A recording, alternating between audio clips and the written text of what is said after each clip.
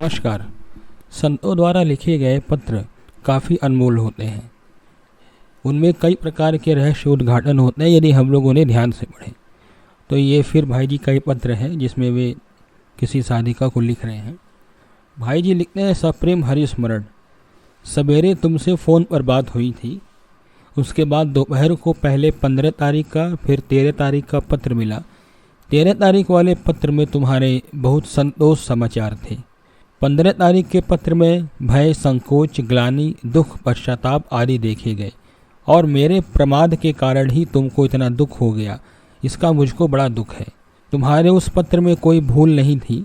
तुमने अपने सरल हृदय की शुद्ध भावना से बहुत ठीक ही लिखा था।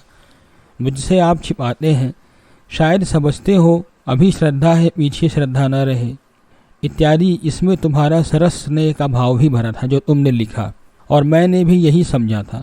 तुम्हारा यह विनोद मुझे बहुत मधुर भी लगा, लेकिन मैंने कुछ विनोद में और कुछ वस्तु स्थिति साफ करने के लिए लिखा था कि मुझे न सिर्फ तुम्हारी श्रद्धा की चाह है, न अश्रद्धा का भय है। मेरे लिखने का ढंग समुचित ठीक नहीं रहा, तभी तुमने यह समझा कि मैं तुम्हारी बात का दूसरा अर्थ लगाकर लिख रहा हूँ। मेरा तो लिखने का यही भाव था कि शुद्ध प्रेम में श्रद्धा अश्रद्धा को स्थान ही नहीं है। तुम्हारा मेरा भाई बहन का संबंध है और तुम मेरी प्यारी बहन हो। अश्रद्धा करो तो भी प्यारी बहन ही हो।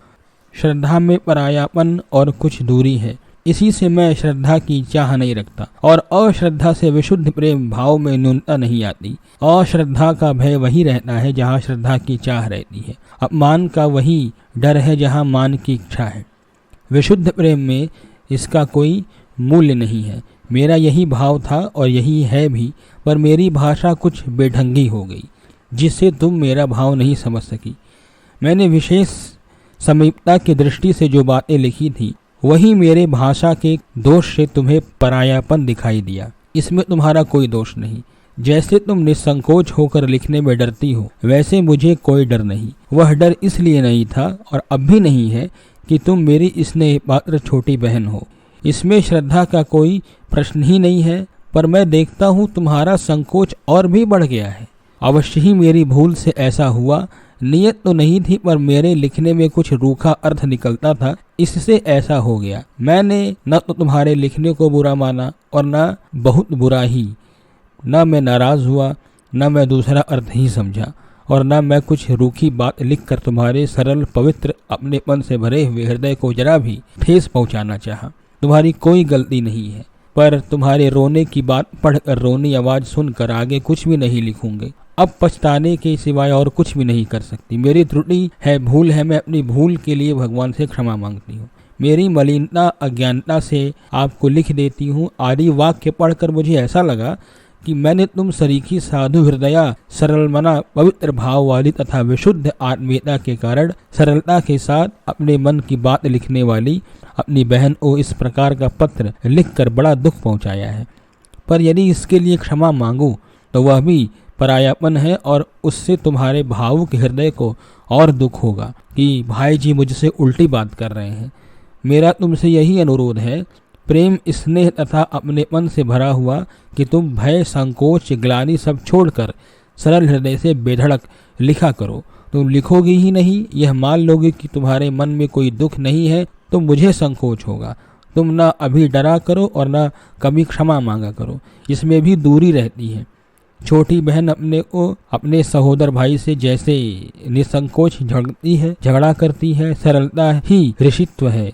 दंभ तथा बनावटी बातों में तो विष भरा छल होता है, वह मीठी वाणी भी विषपूर्ण होती है। तुम्हारा 13 तारीख का पत्र बहुत संतोषप्रद तथा संतोषपूर्ण था। उसमें तुम्हारे मन की प्रसन्नता प्रकट होती है।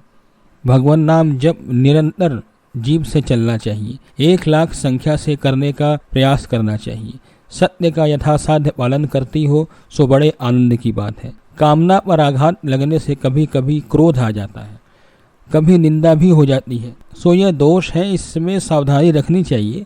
कामना तो मन में रहनी ही नहीं चाहिए। एक भगवत प्रेम की कामना रहे, तुम निसंदेह मच्चित्त हो सो आनंद की बात है। मच्चित्त का अर्थ है भगवत चित्त वाली।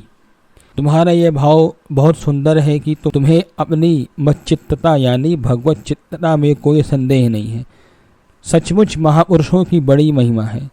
मैं तो यहाँ तक मानता हूँ कि महापुरुष का मिलना ही प्रबोध होता है।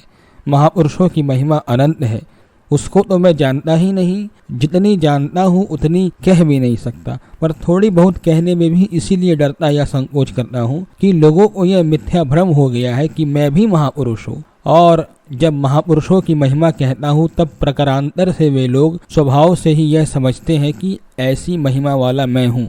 इससे उनका भ्रम और भी दृढ़ हो जाता है। इसी से मैं डरता हूँ और बहुत कम महिमा का कहा करता हूँ। मानता तो बहुत ही हूँ, पूज्य श्री सेठ जी कहते हैं, सो वे इसका अधिकार रखते हैं क्योंकि महापुरुष हैं वो। मैं तो कमजोरियों से भरा हुआ एक सामान्य प्राणी हूँ। इससे विशेष अपने को जानने मानने को मन ही नहीं करता। हाँ, यहाँ मैं मानता हूँ और निसंकोच स्वीकार ही नहीं इसकी घोषणा भी करता हूँ कि अहेतुक कृपालु और परम सुहृद ईश्वर की मुझ पर अनंत कृपा है। चाहे वे उसका अधिकारी न माना जाऊं मैं, पर मुझ पर कृपा तो है ही।